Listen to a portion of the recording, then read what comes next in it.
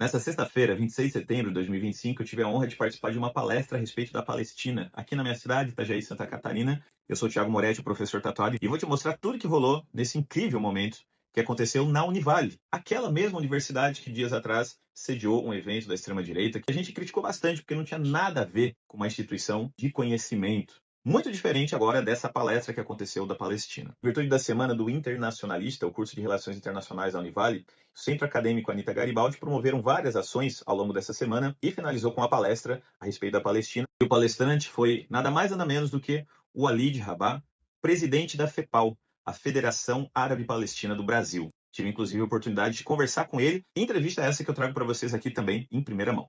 Durante a palestra, gente, a sensação que ficou é mais ou menos de um filme de terror, mas infelizmente não é um filme, é a realidade que impacta o que está acontecendo nesse exato momento na faixa de Gaza, na Palestina, contra o povo palestino, o genocídio provocado pelo governo de Israel. O Walid Rabah apresentou dados chocantes, como, por exemplo, os mais de 77 mil mortos até esse exato momento na Palestina, e isso dados subnotificados, até porque Israel, além do genocídio, também constrói um princípio para apagar as provas desse crime contra o ser humano que eles vêm cometendo. Fazendo um comparativo proporcional, que se o que está acontecendo lá na Palestina fosse aqui no Brasil, com o tamanho da população brasileira, a gente hoje estaria falando de perto de 7 milhões e meio de mortos. Segundo o estudo recente da Lancet, que o Walid Rabah também apresentou na palestra, se a gente levar em consideração outros quesitos, analisando guerras anteriores, conflitos e o que acontece hoje em Gaza, o número de mortos pode ultrapassar os 330 mil, o que significaria quase 15% da população de Gaza nesse genocídio praticado por Israel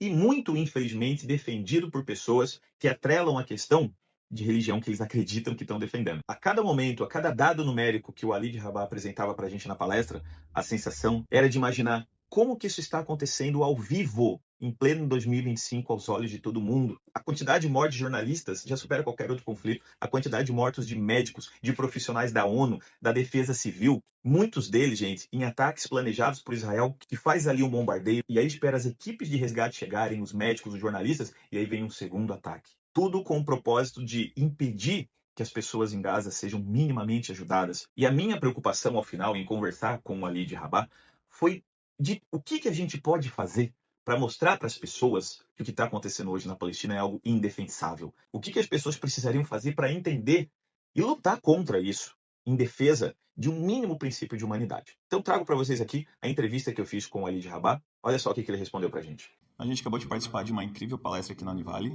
Estou aqui com o Walid Rabah, presidente da FEPAL. Eu tenho uma resistência muito grande aqui, que é conseguir passar para as pessoas a respeito da luta contra o genocídio de Israel.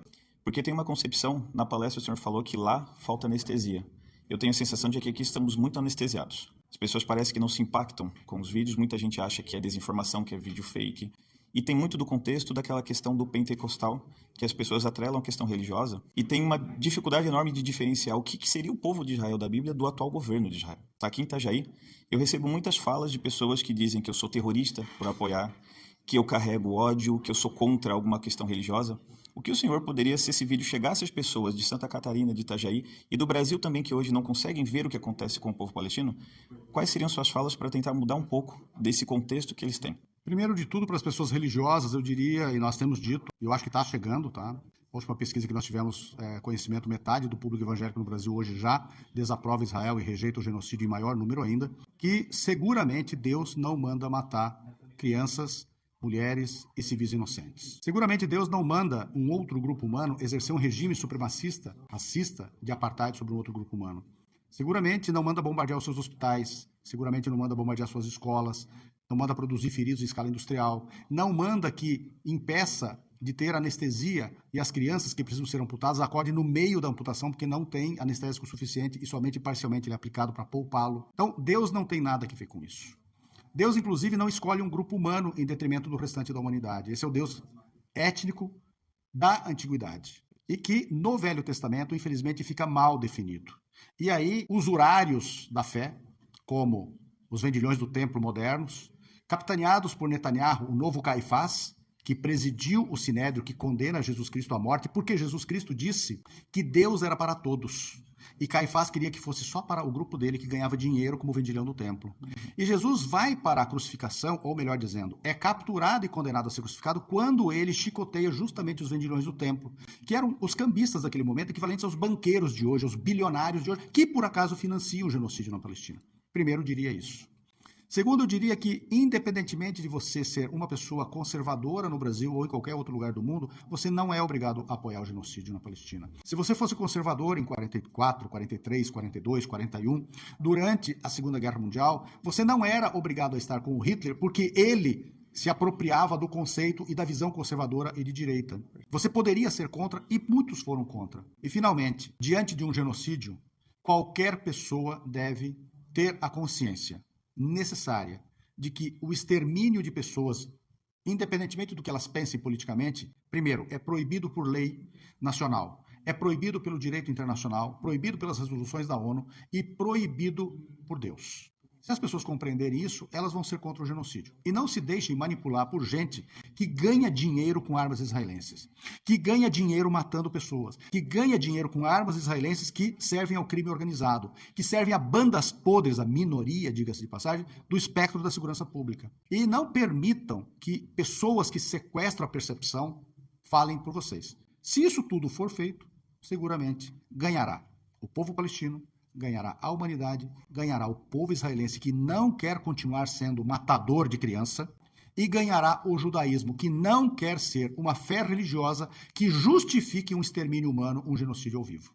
Perfeito, perfeito demais. Então, a gente tem um longo caminho pela frente, porque nesse exato momento, Gaza precisa da nossa ajuda, a Palestina precisa do nosso apoio. E nós vamos ganhar em nome da humanidade. Obrigado. Obrigado, professor Tatuado. É isso, gente. Os dados também mostram que a opinião pública está mudando, inclusive dentro das pessoas que se dizem de direita. Porque aqui não é uma questão política de esquerda ou direita, aqui é uma questão de humanidade. E eu deixo aqui essa provocação desse vídeo para vocês, ajudem a circular o máximo possível e me ajudem a construir de que forma a gente pode se organizar a ir para as ruas, para mostrar dentro de manifestações que o nosso governo brasileiro tem sim um aval da população para agir de forma mais enfática contra Israel. De acordo com o próprio discurso do nosso presidente lá na ONU, puxar outros países para que a gente consiga evitar essa tragédia humanitária que está acontecendo. Não adianta depois, daqui a alguns anos, a gente ler nos livros de história que isso aconteceu. Hoje somos testemunhas vivas desse processo. A gente não pode ficar de braços cruzados. A gente precisa fazer alguma coisa.